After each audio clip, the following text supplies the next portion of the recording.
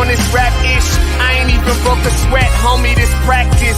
Pondering my next move, staring at my track list. Hope I ain't missing my window. Praying like a Baptist, Seattle's own. Tired of this Game of Thrones. They made a list of the best rappers, and guess who wasn't on? While the disrespect continues, I'm steady packing these venues. Guess if you ain't at the table, you on the menu. And I'm that spitter, baby. They don't want you to see, but everybody's out the Capitol Hills rocking with me. Boys smoke the trays and ponder getting their life together. I'm comfortable with my role, so I'm like, whatever. Me, I ain't got a job, but I work hard. And you don't work hard, but you got a job. The irony is I'm judged while you feel the applause. I'm slept on, that's why I had to set this alarm. My dudes is armed, I'm armed with this arm charm. Body banging like she got that cream from Barry Bonds. Yeah. I did it for the city, I did it for the love, I did it for the people, I did it for us. That Dre season is here, a real hitter with a mic, I'm everything that they fear. With that hood ain't the same, I was all on their ass, I'm level-headed. So yo, my dudes love when I spaz, and I'm so over Seattle's passive-aggressive attitude. They don't call you back, what they really saying is F you. While I'm from the same place, I move at a different pace.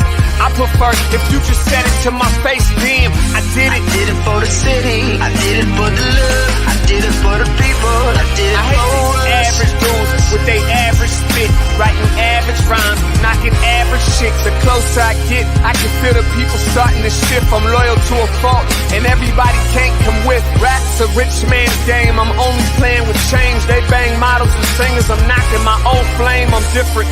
The crowd, I move with the chosen few. Black thoughts, I could be the front man for the roots. No diamonds and gold, I'm on my sticks and stones. If we can see your panty line, you should have on a thong. My team is strong, through this fire we forged a bond. And they already know what it is when I get on. To the hearse, party like it's December 31st. When I'm on my deathbed, I probably cracking my nurse. You ain't got the bars to compete. I'm a verbal athlete, deflating these boys so they say that I cheat. Damn, I did it. I did it for the city, I did it for the love, I did it for the people, I did it for us.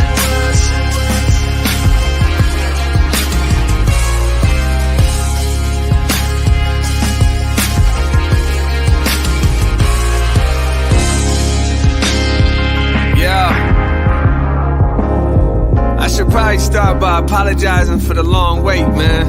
You know, I know I be tripping, but I'm not just a rapper, I'm an artist. And, you know, my creative process is a little bit different than most. Nonetheless, I want to welcome everybody out to the Dre's Experience. I got TCF in the building, my whole camp's here with me. I got the band in here laying this cool-ass vibe. And I'm Seattle's own. Let's get into it. Welcome, everybody. Grand Rising and good morning to you all. Happy Monday to you. Welcome to the Morning Update Show. I'm your co-host, Trey Holiday. And once again, a bit of a soggy Monday, but we definitely have some great energy going on right here at the Black Media Matters studio. I got to bring in my guy, my co-host, my partner. What's up, O? Soggy. Yeah, that's an understatement. Trey Holiday, what's happening, man? Hey, how are you, my friend? I'm doing good. It's a new week. You know what I'm saying? I'm glad last week is over. It was a lot going on, huh? Yeah, a lot of information, but honestly, you know, again, shout out to Black Media, man, you know, setting the tone. Yeah, no, this is dope. I'm actually, excuse me, I'm gonna have to put this graphic in the show tomorrow. Because I haven't posted too much at all about all this news from last week. Just kind of been in the back route, you know, seeing if other media is going to pick up the story and do something with it. But Cheryl Thompson Morton and Cheryl, there's an organization out there that basically it's a group of us, black media outlets. So it's over 300 black media outlets across the country, right? And she tweeted out this morning, Black media is powerful. This investigation happened and the truth came out because of Converge and Omari asking for the evidence. Black media still matters, y'all. You know what I'm saying? And so like, it's dope because there's all these black media companies across America, like this morning, like hit me up. You know what I'm saying? So it's a good feeling. It's good to be here in this Black Media Matters studio. Absolutely. Every single day, it is a blessing to be able to be a part of that larger voice happening across the country. Man, shout out to everybody who's really seeing themselves as part of the solution in Black media. Already. Man, we got a great show lined up today and a great week. We got Sean Goode here, and we're going to be talking about a few different things. Sean Goode, Executive Director of Choose 180. They have a lot of different relationships here in the city, but it's particularly one in the King County Prosecutor's Office. And King County Prosecutor Dan Sattreberg said that he's not going to run for reelection, so we'll talk about that. And also some of the new electeds that are in office. We're going to see, we'll have a discussion there. And so I'm looking forward to that. But also the good news, too. That's the main reason why he came. You know what I'm saying? It's the good news. It's reoccurring there. But, this week on Wednesday, we've got Brian Callanan, Seattle News, Views, and Brews. Man, this guy is one of the best voices ever. Also on Wednesday, we're going to be joined by Mike Davis of the South Seattle Emerald, talking about what's going on in south of Seattle. Thursday, is Julia Jesse will be in the building, as well as Basa Gordon. And Friday, of course, T-Dub, Feel Good Friday. So, we're getting the guests lined up. Yeah, amazing week lined up for sure. Excited to dive in. And that's what always is exciting about a Monday. We're looking forward to how things are going to unfold throughout the week, man. I love it. All right, let me jump right into it. Good morning, everybody. Welcome to the Morning Update Show. And right now is the perfect opportunity for you to tag and share the stream. Go ahead and tag and share the stream with people you feel would appreciate culturally relevant news and information emanating from right here in the Emerald City. Want to give a big shout out to our partners over at the South Seattle Emerald, and also KBCS 91.3 over at Bellevue College. Also want to remind everybody that you can watch the morning up. Watch where you're watching now. You can listen to the Morning Update Show anywhere that you listen to your favorite podcast. You got SoundCloud right there and in the links. But you can also find us on Google, Spotify, iTunes, anywhere that you listen to your favorite podcast. All you have to do is search Converge Media Network. Also a reminder as well, man, they got something called the Delta Crime. We ain't even gonna go into that today. Oh my gosh. If you need to get vaccinated, or you need a booster shot, or you need testing, or you got questions, we got a link going in right over there. Salman's dropping in from Public Health, Seattle, King County. They can help you out with all of that. Yeah, no, you're talking about Delta Crime. I heard flu Rona. To be honest, it just feels like there's a mix. Really right now, it's a great thing that we have an amazing resource at Seattle Public Health King County, because it's necessary. I think a lot of people are getting sick. And just this weekend, trying to find something as simple as NyQuil. It was off the shelves, bro. It was off the shelves. Everywhere I went, I had to go to 5 different stores just to find it. And honestly, it's just a testament to people trying to do everything they can to heal their family members. Man, lots of folks are getting sick out there. Yo, what's in right now is the naturopathics. The naturopathics is popping. People are like, because even at this point, like a year or 2 years of taking all this stuff over the counter, your body is like, you know what I'm saying? But yeah, click that link there if you need to get vaccinated, or if you need booster shot, anything like that. In some cases, they can even come to your house, chop it up. But also, if you got a question, Sean Goode's here. One of the things he always talks about, space and grace. And every time there's a new variant or a new direction or misdirection from the CDC, our people who are vaccine hesitant become just a little bit more hesitant. And I don't think people realize that, if you was already hesitant and kind of watching on the sideline, and CDC says this, then it's like the hokey pokey sometimes. Put my right leg in, I take my right leg out. So it's understandable that people are very hesitant, and we're working on something right now with Public Health, Seattle, King County, because I think it's important that you won't just shun the voice of people who are hesitant about the vaccine. Yeah, I agree. And this is an ongoing conversation as we all learn. And I think there's a lot of, we're seeing people who are vaccinated get these sicknesses, get these new variants. And so it does bolster questions around hesitancy and more concerns around the vaccine in general. So, again, this is really an ongoing discussion and conversation. I'm glad we'll be working with Seattle King County Public Health to really try to root some of that stuff out. Yeah, no, for sure. And what else we got? For culture. So we got the ad. It's going to play a little later on. But, man, this is good here. This is for cultural producers. I said that right? Creative producers. Maybe it's both. But anyways, they got the bag for you. They got a relief program going, and it's now until the early next month. But we're gonna put the link there in the comments. Huh? Oh, okay, my man. So he's already on it. My bad. So basically, it's relief in grants, $1,000 to $12,000.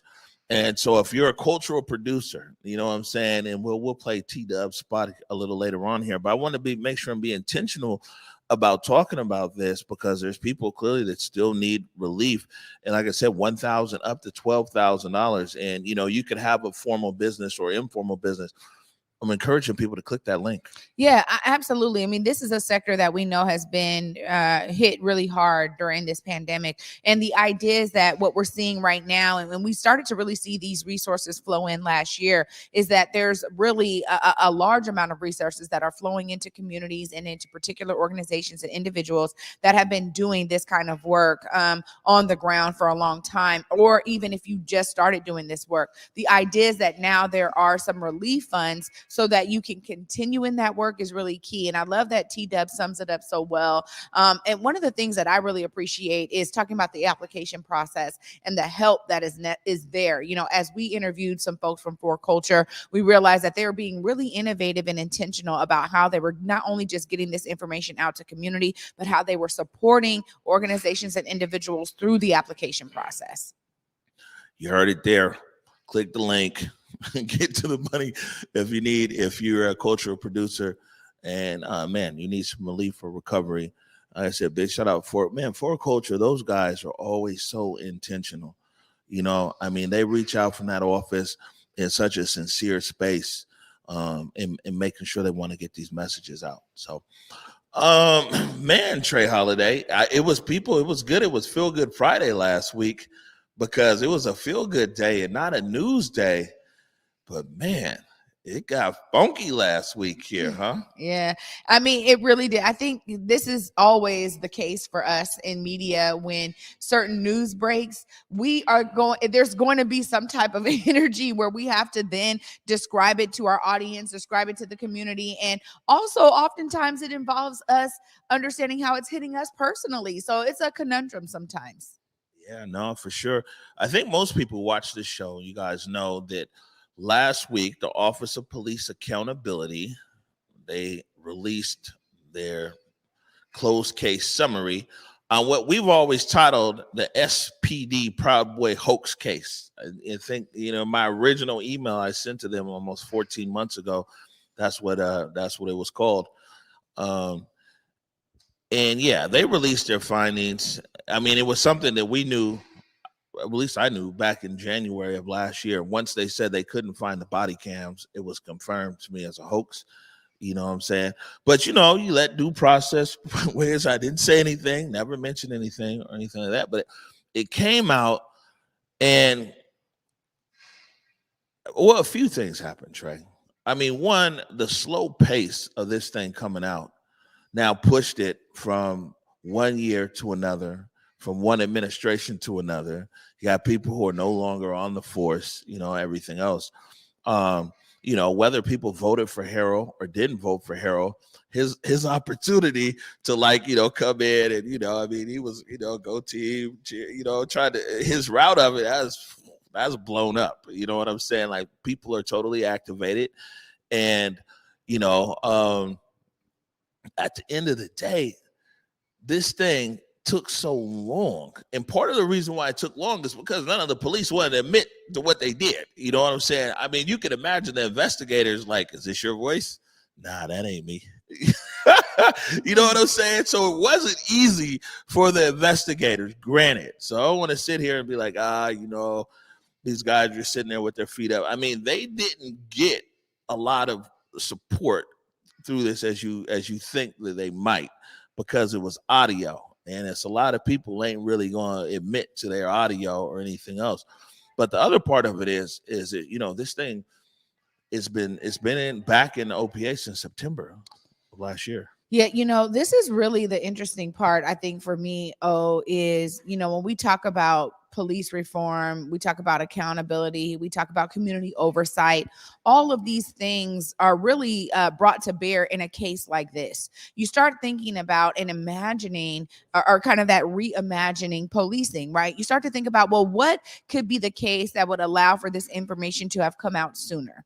Again, understanding that the investigators were doing their job. We also understand that, OPA has a process. So it was going to take the time that it needed. But ultimately, for folks in community who often are the ones that deal with this type of abuse, or how lies kind of get spread, how there's a understanding that there's a protection that happens amongst police, right? And then their union kind of steps in to have this shield for them.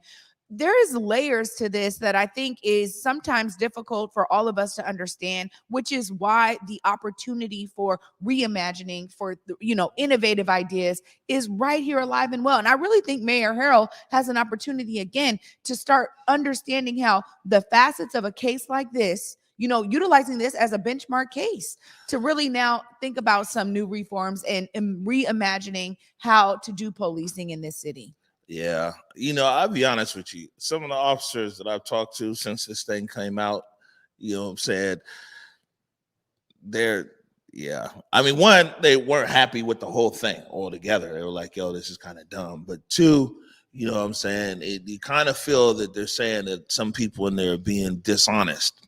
We're going to sit back and wait for everything to come out. I got an overlay here, though, from Lisa Herbold. So council member Lisa Herbold represents District 1, I believe. That's West Seattle. So the council member said that she's calling for more oversight, increased oversight of SPD use of ruses and deception. She put out a release last week, and, she's the chair of public safety. So, more oversight comes from her. So, you know what I'm saying? You want to have more oversight, hey man, go for more oversight. But it starts there. And Herbold is also having the public safety meeting is tomorrow. So Meyerberg is supposed to be at the meeting tomorrow. Director Meyerberg, the OPA, and also Deputy Mayor Herbold is supposed to be there. And we'll see if the CPC will be there as well. Deputy Mayor Monisha Herbold. Oh, yes. Like this, when we say Herbold now, we have to make the distinguish. That's why I threw out the deputy mayor. Thank you. But you know what? This is really, for me, I think that Councilmember Herbold is onto something here. When I see that her statement says, that we investigate the use of ruses, how is ruses even acceptable in the police force? That's my question, right? As a community member, I go, why should they even be able to use a tactic like that? And so really identifying the nuances of what that means, because when I hear ruse, I also hear lie. So, it brings me right back to the word hoax. All of these things to me are a bit synonymous, and maybe so understanding the difference between it. And if that's a police tactic that's acceptable, and always has been, her statement there is saying, look, it's never been documented, the use of police ruses. So this will be interesting. Yeah, but also I would say this, Councilmember Herbold, like, you're the chair of public safety. So if it's never been documented, it was your job to make sure it's been documented. So, I'm glad that you're calling this out now, but you're the chair. So you guys moving forward might want to be checking in more often to be like, hey, did you do a ruse? Was it documented? Whether you get the truth or not, we don't know.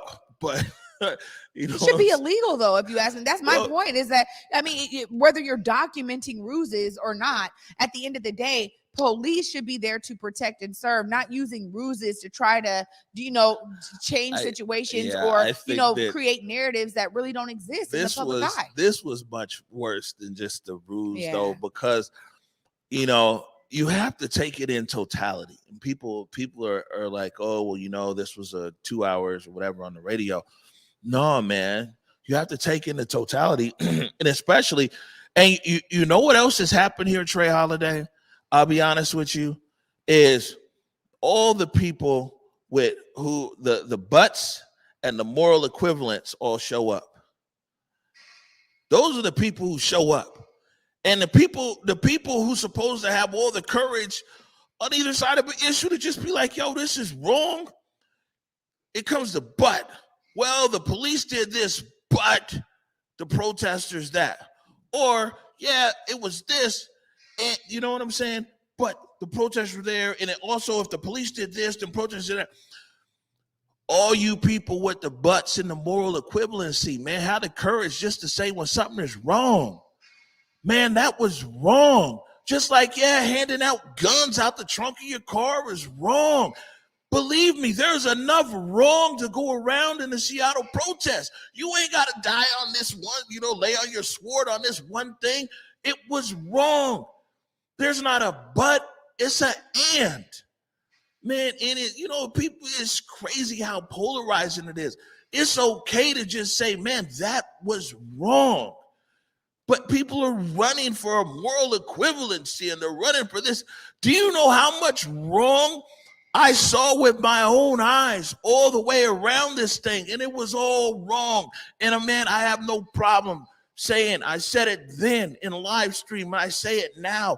When something is wrong, we need to say it's wrong.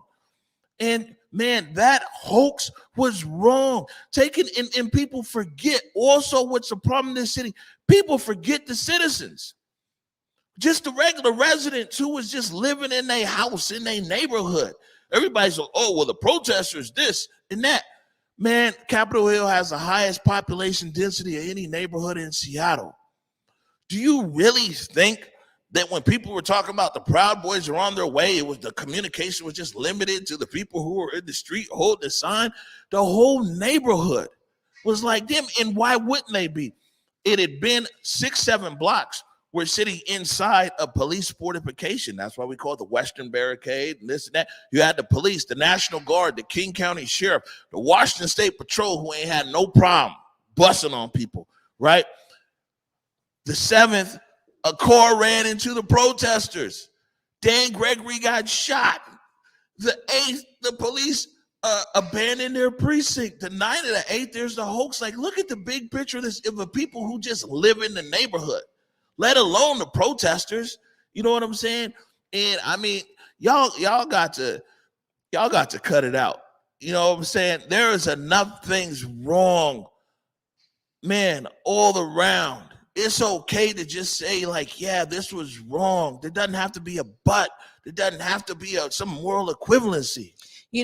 You're really bringing up a good point here. And I think it goes to the larger picture of the polarizing nature that we've experienced in this country, really a growing polarization. So if you say something is wrong, does that mean that then you're going against maybe a more conservative viewpoint you have about other things? That's the problem here, is that right is right and wrong is wrong. However, and I've seen this on both sides. It's not just whether you're conservative or liberal or whatever, Democrat, Republican, whatever it is, but this idea of choosing sides, that this is the side I'm on. So if this is the way my side is rocking, then I got to go again. I got to go with that. If that means that I have to go against this thing, then I got to go against this thing because that's the way my side is rocking. So in my mind, I see this as a larger issue because people do have a problem saying when something is wrong, when their side is not saying that it's wrong, right? For you to be the outlier, knowing that, hey, this is where these are my people. This is where I feel most comfortable. So if it's kind of this idea of like the herd mentality, you're going along with the herd. A lot of people out here, Omari, unfortunately, are sheep. And this is exactly what I'm talking about. We're seeing this happen time and time again, because if my side is over here saying one thing, then I got to be with them and I got to say the same thing, even if fundamentally I don't even always agree with it, or even if fundamentally I understand the facts of how this situation played out and how it was wrong for police to say a lie on the police chatter, hoping that it was going to spread throughout the protesters and they would want to disperse. This is exactly the problem. What's so crazy though is like, if it's documented, guys were not, people weren't going to en masse leave Capitol Hill, especially over there by the Western Barricade, to go anywhere in the city. You know why? Because on Capitol Hill, you had your mutual aid. There was food over there. Gourmet sandwiches getting delivered. You had security over there. You had medics over there. So people aren't. That's why. Hello, that was a sustained protests in the neighborhood because all the resources to sustain the protests were right there. Even businesses at the time were opening up their business for people to use the restroom. So what would make anybody think that people would leave all of their resources? You're leaving there, you're leaving your medics, you're leaving your food. Remember, there was even massage tables over there for protesters. Yeah. You're leaving security and everything else to now run downtown. I mean, this is stuff we was reporting in real time because people would come over there with their bullhorn and be like, hey, let's go down to Volunteer Park. Let's go down to Westlake. People were like, nah, our issue is right here. 11th and Pine. Yeah, I mean, this is very clear. And also, too, it's another indicator of the trying that same use of fear tactic. You know, we have seen this in our country over and over again. The ideas around major communications, wrangling the fear of people to try to control people. That's exactly what we're talking about here with regard to, hey, you know, Proud Boys are on the way. People are supposed to get afraid of that and disperse, go back to their homes when really they were out there for a public freedom of speech ideal, that it was wrong what the police had done right there in that area, stemming from police brutality nationwide. So ultimately, this idea and use of fear is nothing new. It didn't work, clearly. And honestly, it showcases the resilience of the people once again. And you're right, Omari, there was too many resources out there for folks to be like, oh no, I gotta go somewhere else. It didn't work. What nobody leaving up there near the Western Barricade. All the resources were sitting right there. Nobody was leaving, no matter rules, whatever, man. You know, so anyways, Councilmember Herbold is going to have this discussion tomorrow, and we'll see what Director Meyerberg says and Deputy Mayor Herbold, and we'll see if the CPC is present as well. But I'll be honest with you, you know what I'm saying? We've been quiet on this for almost going on 2 years, but man, there hasn't really been an outside objective investigation as to what happened. You know what I'm saying? And until the truth really comes out, and these guys, the city leaders, have done the citizens a disservice by one, not taking ownership, not being, how do we get ahead of these things? How do we get to the bottom of it by drip, everything else? I hope that the powers that be find, you know what I'm saying, some outside whatever, investigator, prosecutor, special, whatever, to really look at all of this, man, because believe me, the truth is not being told. And, you know, I'll leave it there for now.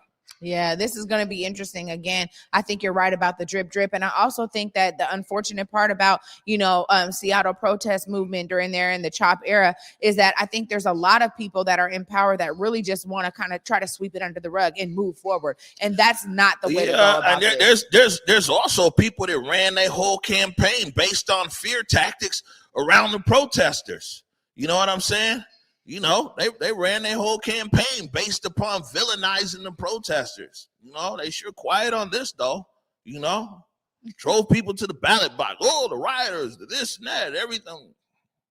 Where you at? Anyways, I got a handcrafted motion graphic coming up here for our good buddy Sean Goode.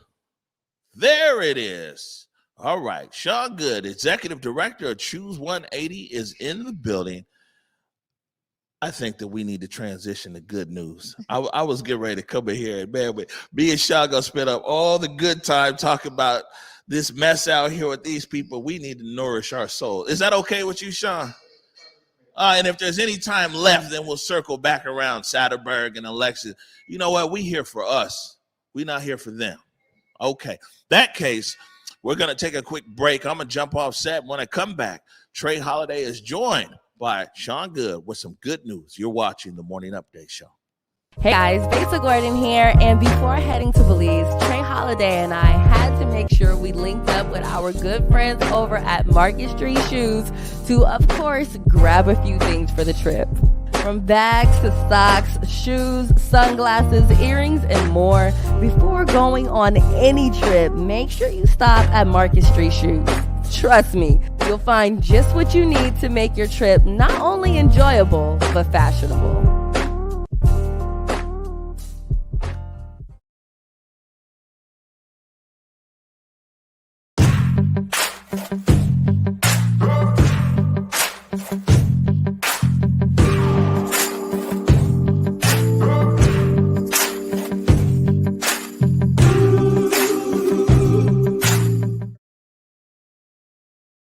Hey y'all, T-Dub here, letting you know about another art funding opportunity. For Culture Recovery funding for individuals is available now, and here's what you need to know to apply. Are you a cultural producer who has been impacted by the pandemic? If you answered yes, but what is a cultural producer? Well, you are a cultural producer if your work, paid or unpaid, is dedicated to creating cultural experiences in any discipline or at any stage of your career. Some examples include exhibit designers, museums educations, archivists, restoration professionals, curators, history researchers, artists, of course, and more. In understanding that grant language can sometimes feel exclusive to specific people, using terms like cultural producer is one of the ways For Culture seeks to broaden its scope of applicants. In other words, this funding is for you. And look, the application fatigue is real. I get it, they get it. But the For Culture staff is here to walk you through it. They have grants from $1,000 to $12,000, so please don't miss out. The deadline to apply is Wednesday, February 2nd.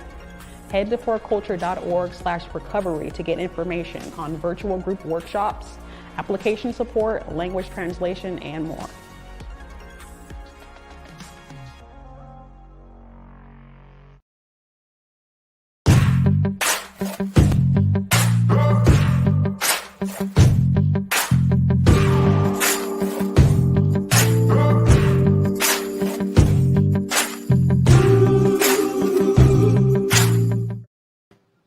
Hi, everybody. I like that little music. It always kind of gets me rocking. Welcome back to the Morning Update Show. I'm your co-host, Trey Holiday. And joining me on the set right now is my brother from another mother all day long, Sean Goode. What's up, Sean? Good morning, my friend. Happy Monday to you. Yeah, happy Monday too. And a happy Monday indeed when you come on, because you always have the good energy that you come with. So I appreciate that so much. And as Omari said, we're clearing the air a little bit here. There were some great things that happened over the past weekend. I know that I was participating in the Kwanzaa Awards, and you know, we've been talking about Kwanzaa Awards, and I'm going to be able to do a full recap on who won each category of the awards. But just the idea that now the principles of Kwanzaa are embodied in our work in community, and then being uplifted in community. Amazing organizations that were nominated and that became finalists, amazing folks that won, individuals and organizations alike. And it was a showing from people across the country and even internationally. So this may be something that grows into a really big deal. And I just know that you're so steeped in community. How does it feel to just know that there's now another outlet of ways that we get to celebrate each other's great work in the community? Well, I mean, this is another example of why Black media matters, right? It's because we get to continue to create platforms for our culture, our community, our convictions to be celebrated and uplifted and amplified. And then Black media can come in and undergird it and make sure that it's not just a moment in time, but it continues to build towards a broader movement.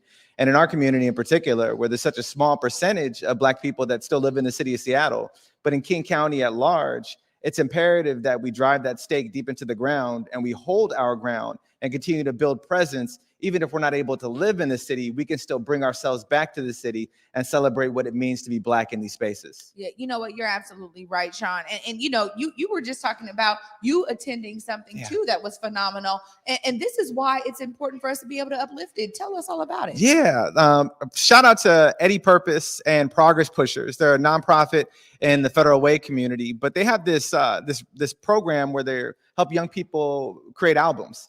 And there's these young people who are creating their own rap albums, super dope. And I was messing with Eddie because I was like, you're just doing this because you want to live out your rap star dreams and you want to like live vicariously through these young people. He even featured on a couple of the presentations.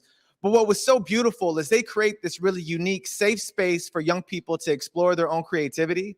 And as they do that, like these young people, not all of them are super skilled lyricists, right? Not all of them know how to write out a beat, but that's not the point.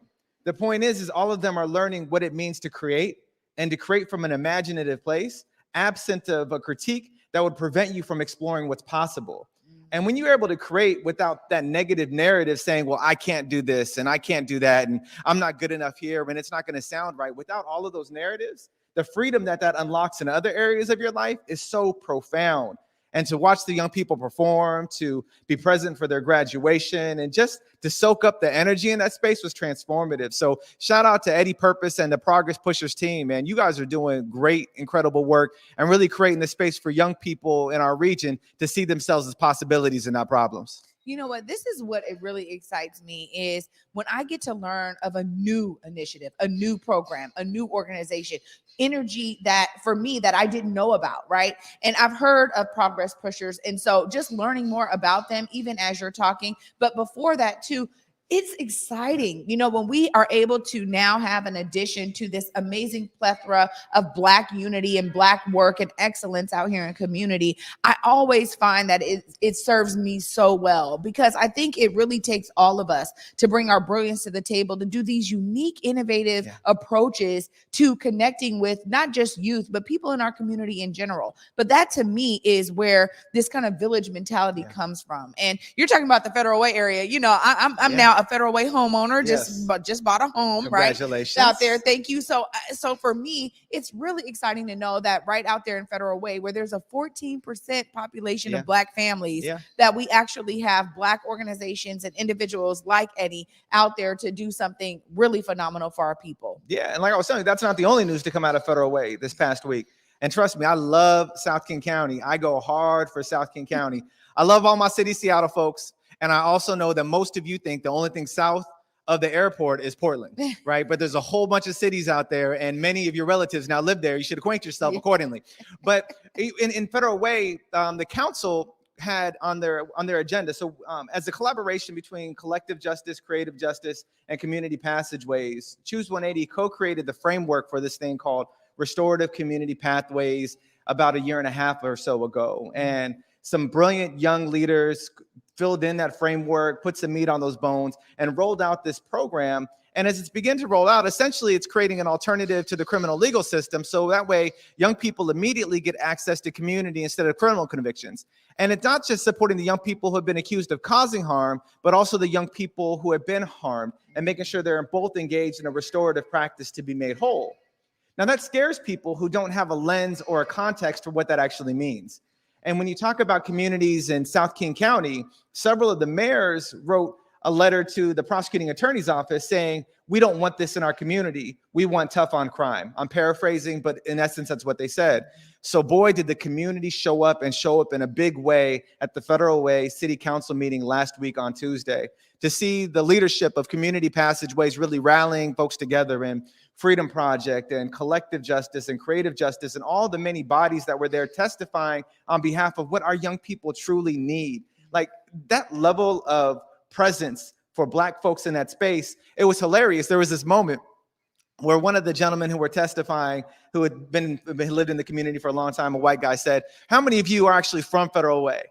And then almost everybody raised their hand that were in that space, because what he was supposing was that these are a bunch of people coming from other communities to talk about what's best for our community. And it was also helpful to enlighten them that we know that South King County is where young people migrate to and from, and they're not like statically living in one community or another. And so just the ability to bring that wisdom into that space and to listen to the many Black voices that amplified our collective effort of seeing young people as possibilities and not problems. Like those things over the past week, man, that gave me life. In the midst of all the other crazy that's going on, like moments like that absolutely give me life. I mean, chills all through my body, because honestly, that is exactly what I know Federal Way needs, right? Ultimately, the ideas around how I've experienced council meetings and this kind of antiquated thought of we know what's best for us because we've been here so long. My energy that I bring to Federal Way into public spaces when I'm engaging myself in the civic process is to identify that the demographics of Federal Way have changed dramatically. And what is the city doing from a city perspective and an effort to really acknowledge those new voices? So the fact that this happened is huge. And I will say that, you know, months ago, maybe just a couple months before you guys were able to convene like this, there was a council meeting regarding, you know, community oversight of policing. And unfortunately, that resonating voice of Black people and what we know is best wasn't present. But there were several folks on there that were like, look, we are trying to scream from the rooftops to get you to understand that we need new approaches and that we need community oversight. Of course, a lot of folks on the call, kind of like that guy asking that question and presuming that, oh, you guys are not from Federal Way. A lot of folks are saying that's not what our community needs. We know we support our police. We want them to do their jobs. But the idea is that we're now starting to really break down some of those antiquated ideologies that I think keep a city kind of, not really moving forward progressively. Federal Way has an opportunity to change that. It's great to hear that, Sean. Absolutely. And it needs to be regional, right? Yeah. I mean, like I'm a child of South King County. I lived in Kent. I lived in Federal Way. I lived in Burien. I lived in Des Moines. Only place I didn't really live was Auburn, right? And so anywhere that 174 would go, shout out to everybody that grew up out there. Shout out to all the Metro Transit bus riding young people that know how to hold your transfer right. You know what I mean? Like, anywhere that 174, 132, 130, 166 would take me, I would go. I know y'all got your 7s and all the, I'm just making sure I'm creating space for the folks that grew up where I grew up to hold their own.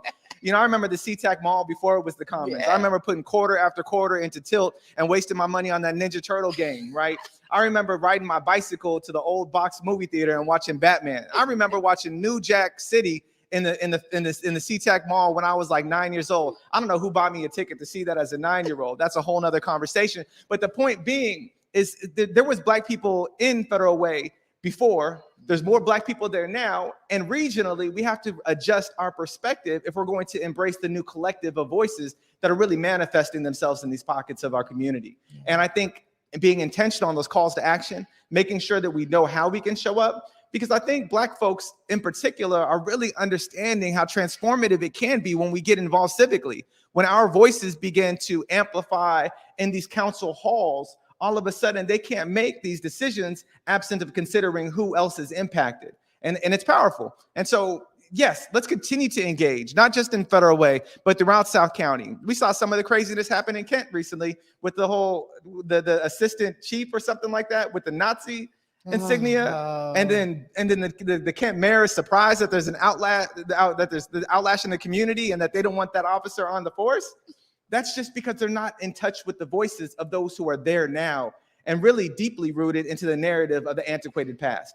But we got someplace we got to go, and we got to get there together, which means it's going to require all of us, regardless of our background, social economic status, the way we identify racially or gender or orientation. Like, it's going to require collective us to move towards a progressive future if we're going to honor all of us. You're absolutely right. This is why my moniker is always see yourself as part of the solution, because collectively, and this means not just those that are heavily impacted, right? And I think you're so right when we talk about engaging Black families, Black voice out there in South King County. The idea is that there is a huge opportunity here when we talk about civic engagement. I just had a meeting last week where young people are coming up with a model for how they can literally have territories, target territories, and go back to door knocking safely with their mask on, everything else, making sure, they don't have COVID as they try to approach people's doors. But the idea is that door knocking is still one of the main ways that we get people engaged. It goes beyond voting. It goes beyond these election processes. It is about being able to show up at a council meeting,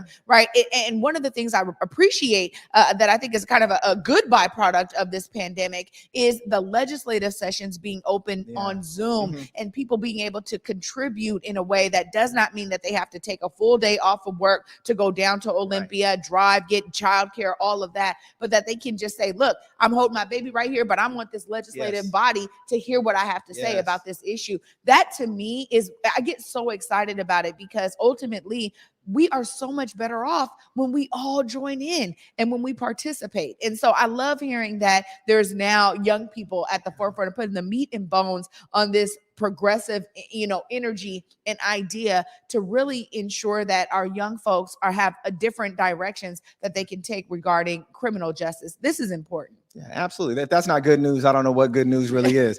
I appreciate that hashtag this morning. Like, whoever tweeted that out, like, shout out to the folks on the team that hashtag today's the segment good news. Yeah. No, you always bring the good news, Sean. I thank you so much for joining me right now. And, always, I know if we have some time here, Omari probably will talk to you about some other things. things, but I got to give you the opportunity to look right there and let folks know how they can support, not just Choose 180, but some of the other initiatives going on out there. How can people really tap in to all this work that you have going on and those around you? Yeah, well, first and foremost, family, like you may or may not be able to tell, my energy isn't what it typically is. My wife is out of town supporting my in-laws, her parents. She's been gone for a couple weeks, going to be gone for a couple more weeks. It's difficult out there. It's difficult here. So if you could lift us up in your prayers, I really appreciate it. That would be paramount for me. You can tap in with me individually at Grace Not Guilt on Twitter, Possibilities Over Problems on Instagram. You can also find the cause at I Choose 180 wherever, whatever platform you navigate or use. But like, I appreciate y'all, and Converge, man, you all are my family. And it has been a really difficult couple of weeks, and being able to mark this on the calendar to know that I get to come and celebrate in the space with you really helps me move forward. So thank you so very much, Trey. And I look forward to being able to share space with you in a minute. And Converge family, know that you are the energy that's infusing me to push forward today. So I appreciate all of y'all tapping in and sharing the stream. Wow. I mean, honestly, I will definitely be sending healing vibes to you, your family, your wife, her family. This is something that is hitting us all, over this kind of break of being away from Converge. So many people in my family got sick, and it was one of those things where you just rally around everyone and really envelop folks in love. So just know you guys will definitely be in my meditations and in my thoughts and prayers for you. I appreciate you, sis. Absolutely. You guys, Sean Goode always bringing the good news, and I'm excited for him to be able to sit down with Omari even for a little bit. I know me and Sean, we can go all day long, but I am so glad that you guys are joining us on this journey. Stay tuned after this short break, you guys. Omari is coming back to the set. You're watching the Morning Update Show. In the depths of Belize, the travelers come across the waters, harvesting with their hands, learning of resilience rooted deep in the lands, culture thriving like a fire ablaze, sizzling with a pop and a chop, sharing its ways. Knowledge simmers and grinds into the hearts and minds, cutting away from the surface stories and colonial lies, boiling it down, breaking its shell as the truth pours out and gets plated collectively with love, spooned into bowls, feeding the soul. Garifuna, alive and strong at Palmetto Grove.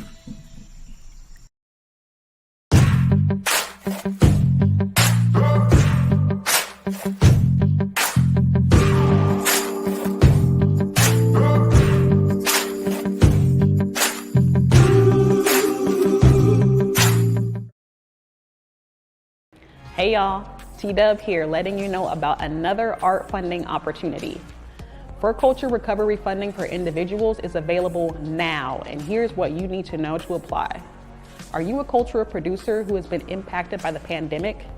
If you answered yes, but what is a cultural producer? Well, you are a cultural producer if your work, paid or unpaid, is dedicated to creating cultural experiences in any discipline or at any stage of your career. Some examples include exhibit designers, museums educations, archivists, restoration professionals, curators, history researchers, artists, of course, and more. In understanding that grant language can sometimes feel exclusive to specific people, using terms like cultural producer is one of the ways For Culture seeks to broaden its scope of applicants. In other words, this funding is for you. And look, the application fatigue is real. I get it, they get it. But the For Culture staff is here to walk you through it. They have grants from $1,000 to $12,000, so please don't miss out. The deadline to apply is Wednesday, February 2nd. Head to forculture.org/recovery to get information on virtual group workshops, application support, language translation, and more.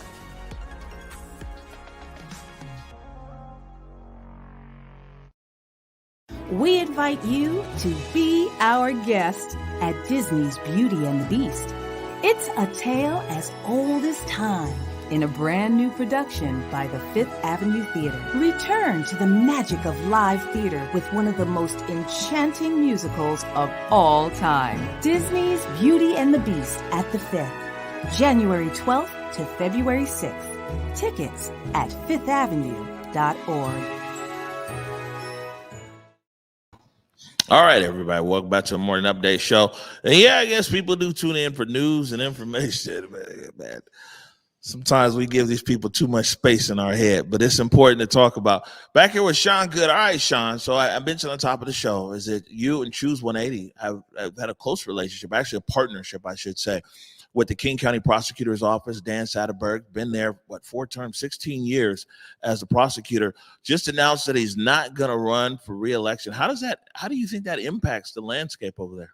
Well, I think what Dan did really well, and this is the picture that comes to mind when I think about Dan Sattreberg. I think about a prosecutor starting at the front of a race, and Dan got out super fast, and he was incredibly progressive at the beginning of his time and tenure. And what he did in 2011 in partnering with community to roll out what has become Choose 180 has been transformative on so many different levels. But what it did was it inspired other prosecutors to believe they could do the same thing. And he didn't keep up that same pace. He didn't keep up that same cadence. And there's been other moments where we pushed upon the prosecuting attorney's office to take a more progressive lens towards what our community needs. And instead of continuing to strive and reach forward into what can be, there was these moments of falling back into the narrative of what is. And I will say, despite all that, whenever I've needed to reach out to Dan, he's always replied, whether it was a phone call, an email, he's always been available. We've disagreed privately, we've disagreed publicly, and he's always continued to come to the table. And for all those things, I really appreciate the work that we've been able to do together, and the fact that there's an opportunity for a new prosecutor to come into office to begin to lead into this generation and live into the principles and hopes and aspirations that the community I reflect have for what justice can look like for all of us in King County. Yeah. And by the way, I used to interview him a lot. I'd always bring up Choose 180. I always had nice things to say about you. All right. So a few other things then. Well, hold on. Well, let's say this, though. That is a very pivotal seat. Yeah. Especially for the work that you do. Yeah. Are you hearing any names? So, yes, I'm hearing names. The name that is publicly out there now is Lisa Mannion. And Lisa's been in the prosecutor's office for as long as I can recall, and was right there in the beginning when the work of Choose 180 began as well with Dan. And she worked closely with Doug Wheeler and Donnie Griffin and Alan Belton to create the work that I had the privilege to steward today. So I'm very familiar with Lisa, and I'm grateful that she's putting her name forward, and as we begin to search for our future prosecutor. I do know there's other people who are interested, and I'm excited for them to step up and publicly declare as well, because I think more than ever, what used to be a down ballot sort of insignificant bubble is much more relevant in the season that we're in now. We see people taking prosecutor races seriously. We see what happened here with the city attorney in Seattle. Yeah. And I think that King County at large probably takes a different lens than the city of Seattle does when they consider what justice needs to look like. And because of that, I think it's imperative that we not only are putting forth candidates that are reflective of our values, but we're intentionally educating the county at large of what restorative justice really looks like. Because I think for most people, when they hear it, they think, well, we're just letting people get away with doing bad things. When in reality, what we're saying is that we've historically policed, prosecuted, incarcerated, and that hasn't actually done anything to transform the behavior of those who have been impacted, whether they've been accused or been a victim. And so there has to be a different approach that can move us forward instead of relying on the antiquated methods of our past. And I think that we can elevate candidates like that. But as much as we elevate candidates that have these progressive platforms, we have to simultaneously educate the community at large. Yeah, I take exception with progressive, not with you, but with progressive, just in the sense that Black people have been led by progressive leaders here for the last 30, 40 years, and we've been in constant decline in every category.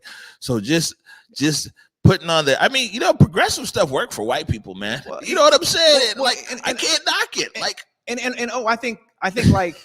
I think that as progressive as we've been in word, right? And I regularly say that the North, I regularly say that the Northwest is the bastion of faux progressives, right? Because when it shows up on their front yard, then all of a sudden their progressives become much more conservative, and they begin to defend that property line that they hold so tightly. Somebody need to come up, either make that word work, or we need a new word for when it comes to black people, because man, you know what? All these guys been talking all progressive, this, that, whatever. Look what it took. Governor Inslee just now overturned that initiative, man. You know, look how long he's been in office. Yeah. You know what I'm saying about affirmative action? Look how long he's been in office. Yeah. You know, it was wild. He went to Ingram. You know what I'm saying? Yeah. I mean, so when people talk, it took pressure. It took the congressional black. It took my Auntie Maxine was getting ready to be going off up here. Yeah. And the Congressional Black Caucus was getting ready to go off up here. And Governor Inslee avoided a time bomb by go ahead and changing that what I forget the exact name. But by making that change, the Department of Justice and everybody was getting ready to come down here and come down on Inslee's head, and Auntie Maxine was getting ready to be here. But Inslee's been saying he's progressive the whole time he's been in office. Right. So that's when people are like, "Oh, progressive," I'm like, well, what I'd say to that is this: is what we've done too long is we've said, well, we've elected the progressive candidate. Now you go do your thing, right? You go do the progressive things that you said you were going to do on your campaign trail. What we're getting better at as a community is much of what Trey and I were speaking about earlier, is not only accepting the fact that you have this campaign platform and this is what you say you're going to do, but we're going to stand in the halls and hold you accountable to doing what it is you committed to doing.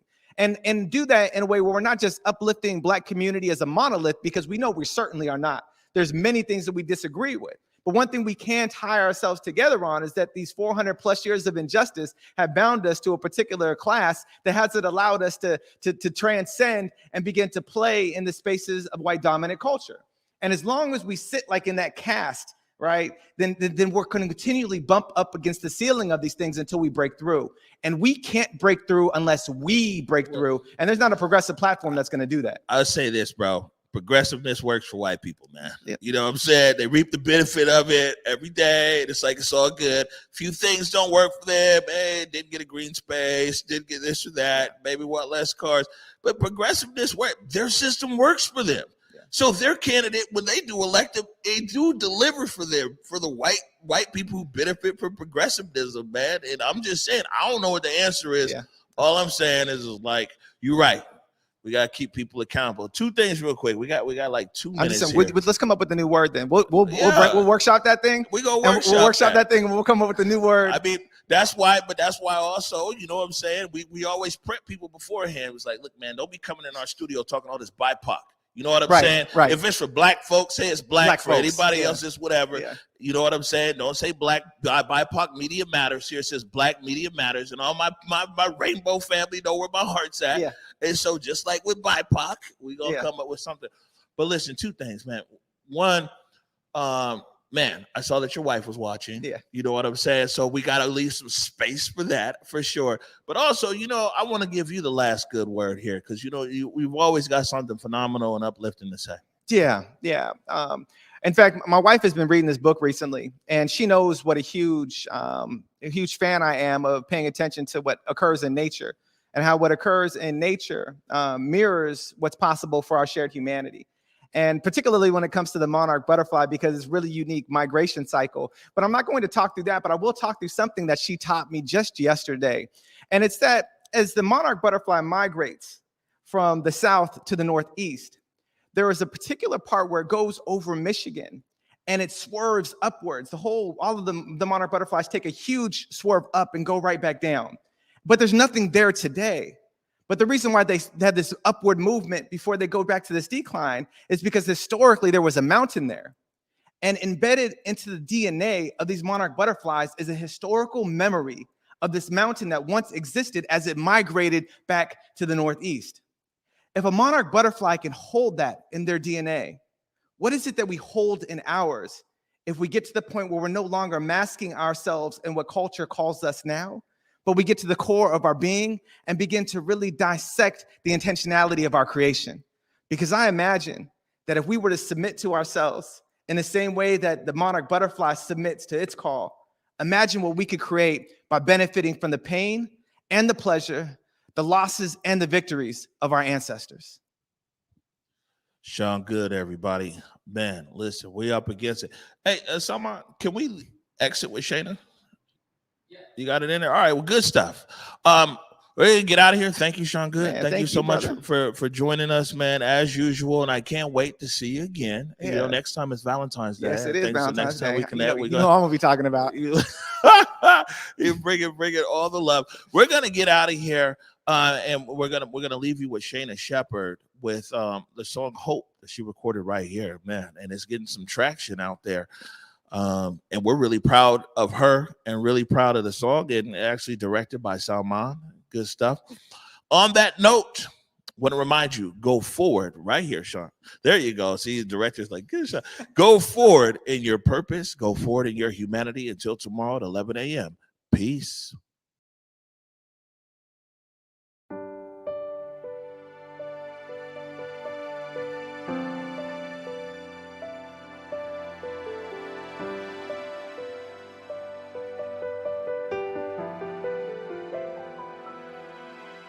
What do I see through a lens of fear? 1,000 little steps to go. What do I fear after all these years? Lord knows I don't even know. I've been running on the edge of a sundial, sleeping in the shadow. I've been begging you to see me, then hiding beyond the unreachable. Looking out left on a right-hand turn, just trying to make a deal. A lazy shoes and love is a love that churn. That's the kind of food that heals. I've been searching for the end of an era, waiting to be ready. The world is bigger than a moment. Be steady, that's how you can feel it's real. But I feel naked.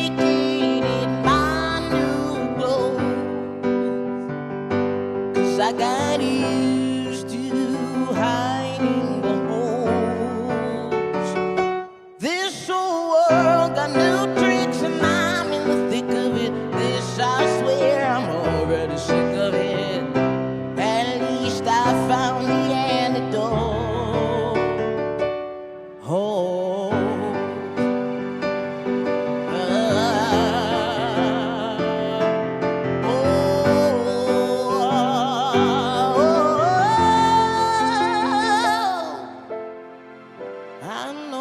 No one is a shadow. I know no one is a shadow. I know no one is a shadow. I know no one is a shadow. I know no one is a shadow. I know no one is a shadow. I know no one is a shadow.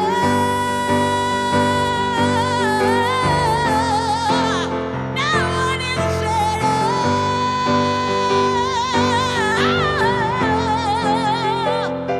But I feel naked in my new clothes, 'cause I got you.